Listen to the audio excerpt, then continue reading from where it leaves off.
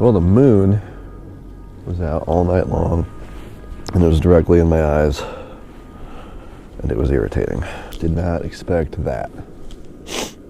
So right now I'm heating up this water. I'm gonna pour it in this pot, try to warm up this MRE, and then eat the MRE out of the packet. I can heat the water quicker if I put it in the cup than it will if I put it in the pot. That's why I'm doing it this way. Although I might run out of fuel. Keep having to turn that up. It's about 6:08. After I eat, I'm gonna start packing this stuff up.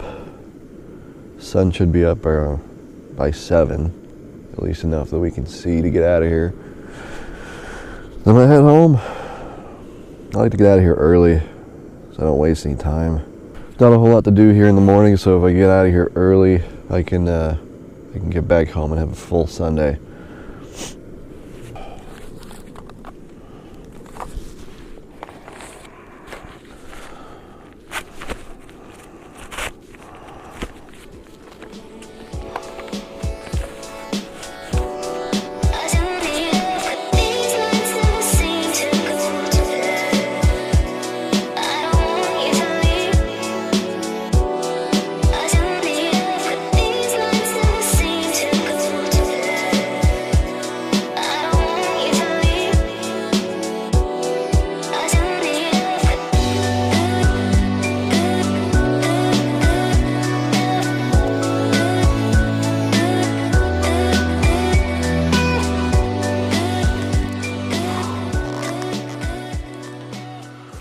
Whew. So there's something that I always cut from my videos that I think I should actually share, and that is how I leave my campsites. Normally, whenever I camp somewhere, if it's an established site or if it's a site that I just created, like today, I will leave it and try to make it look as if I had never been there. If it's an established site, I try to leave it better than I found it. I'll take trash if there's trash in the fire pit, things like that. But more importantly, if it's a site like this that I've just created on my own, I normally disassemble everything and try to make it look like no one has ever been here. I'll disassemble my fire pits. I'll try to move rocks back so it doesn't look like I cleared a spot to put my tent, because I think it's really important to leave no trace of where that you've been there, because there's so many people these days that are welcome to come to these places that if we don't pick up after ourselves, we're going to destroy these environments, and it's just going to get bad, and then you're not going to be able to come to a place that at least feels like it's never been touched.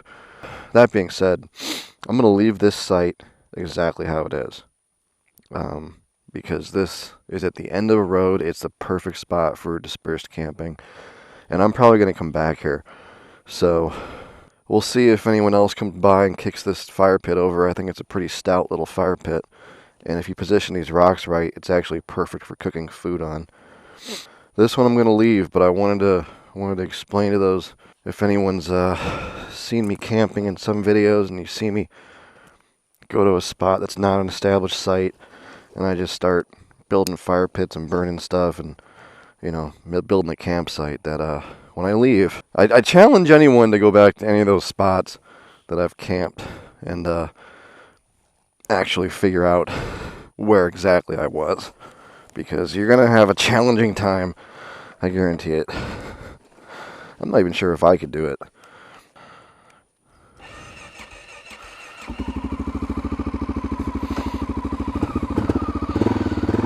Let's let her warm up a little bit. This freaking thing. See, fuel injection would solve the whole cold start problem, but I don't think I'd want the XR650L to really get that complicated. Part of what makes it cool is that it's simple, it's carbureted, it's air cooled. It's not like there's really, you bring this bike anywhere in the world and somebody at a motorcycle shop could probably fix it. That's what makes it wonderful. But the more time I spend on this thing, the more I think, I realize Honda probably doesn't have the market to start doing R&D work on the XR650L again. But it would be nice to have, 2 cylinders. Do a 650 with a parallel twin make the bike a little wider, I guess, a little heavier, and at least the 2 cylinders will kind of make it more tolerable on the road, which is its biggest issue, if we're all honest. Like, it's the perfect thing to take off-road because it's way more capable than I am. And that's kind of what you want, you know, because you don't want to get out here on like a KTM adventure or something and realize you're in over your head and drop that stupid thing when you're by yourself. It'd be cool, like if Honda, for whatever reason, decided they could invest some money into redesigning another version of the XR650L, and they gave us a twin. That and a 6th gear would be nice. Parallel twin and a 6th gear. I'm sure some pro motorcycle guy is gonna debate me on that. I was thinking last night that the best part about camping is hanging out in the evening and hanging out in the early morning, because the air is crisp and thin and you're never normally outdoors at this time of day in this environment. Whenever those times of day come around, when you're outside and you're camping and stuff, it feels really special. And it's something I think is just interesting because it's like the part I look forward to. It's like you show up at like 2, you're kind of bored, you're like, damn, it's hot out here. I want to sit down and make a fire, but I gotta wait till the sun starts to go down. But this morning when I was packing up all my gear, I was smelling the air and it was like super fresh and cold, and I love it. And it reminded me of a canoe trip I took many years ago, where I did like a 5-day wilderness trip on canoes, and it was awesome. And I remembered something about that I haven't experienced in many years. It's that if you spend multiple days outdoors, it changes something in your head. Like the first day, you're kind of like, okay, I'm outside, I'm doing this, I'm doing that, and then tomorrow I'll go home. And like you never fully let go. You know, you never disengage from actual everyday life when you know that you have to go back to everyday life the following day. But when you're out on a multiple day trip like that, you're not anticipating going back. You're just, you disengage and you undock, and you just end up really taking in your environment and really taking in the smells and the feeling and the experience. And I think that's something I miss. But you gotta have a lot of time on your hands to do that kind of stuff. You know, you can't just take leave from your job and be like, well, I guess I'm gonna go out in the woods for a month. But yesterday morning I went out for a hike. I decided to take my backpacking bag with me, and I loaded it all up, and as if I was going to go backpacking. I had all my camping gear laid out for this trip, and so I just stuffed it all in my backpack and went out and hiked. I did it about 2 miles in, 2 miles out, so about 4 miles, and it was rough. It was rough. I'm definitely not in the same shape I used to be, but I would really like to do another backpacking trip. I haven't had a chance to do much of that, even though it's something I tell people I'm into.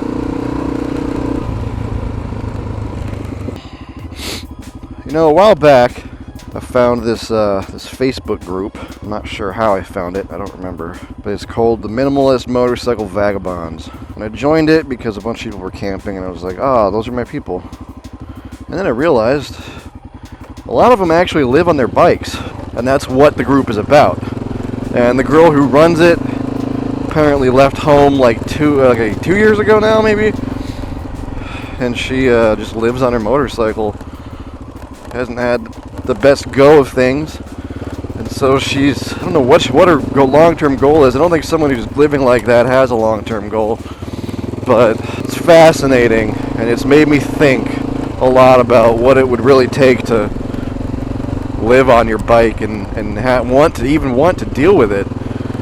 It would be so exhausting every day just to have to do this. Like, I mean, it's glorious and everything. Like, it's fun. The idea seems fun, but I'm tired after this. Like, I go home and I'm like, gosh. I mean, maybe your body. I'm sure your body conditions to it, but like, they actually live like they're homeless, because a lot of them are. They're basically motorcyclists who are homeless by choice, and they just explore and ride the country and the world. Back in the fall, saw in that group that the girl that runs the page was supposed to be in Phoenix because she was on her way to San Diego or something. So I got in contact with her and I was trying to figure out a way I could meet her, because I was thinking it would be cool to sit down and talk to her about her life, and film it and actually make a video out of it. I think a lot of people would appreciate hearing about that, but we were never able to make it work. I don't know. I think she didn't get back to me at one point, and I figured she was like sleeping because she had ridden all night. She was doing the Iron Butt Rally, which is where you do some kind of unbelievably long cross-country ride without stopping or something. I think you got to do it in so many hours. I don't remember.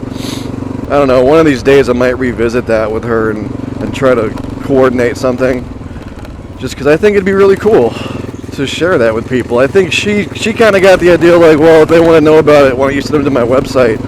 And I could do that, but it's not the same thing. I mean, people come here to watch videos and be entertained, and so if like you're already there, just watch like being entertaining and telling your story. It's just a better way to share this with a visual audience. But anyway, I don't know. I wonder how they do it. Like, what do you do for money when you're actually on the road doing that, and your biggest expense is like gasoline? You stop somewhere and save a bunch of money until you can keep riding. Like, you stop somewhere and get a job for a while, and then once you save up, you just leave and keep going, and then you do that over and over and over. How does it all work? I don't know. I don't think I could ever do it. That's the thing. Like, I love camping on my bike, and I love riding my bike, and I love exploring the wilderness. I love exploring the world, for that matter. I don't think I could ever actually live on this thing. It just seems so intense. Well, I hope you enjoyed this one. Sorry if it's a little bit short. I'll be coming out and I'll be doing some more soon. I gotta put my earplugs in. Then I gotta go home. I might take the long way home. I haven't decided yet, because it is 7 o'clock in the morning. I don't know. I was thinking about that yesterday. Alright, ta-ta. You could still be what you want to, what you said you were when I met you.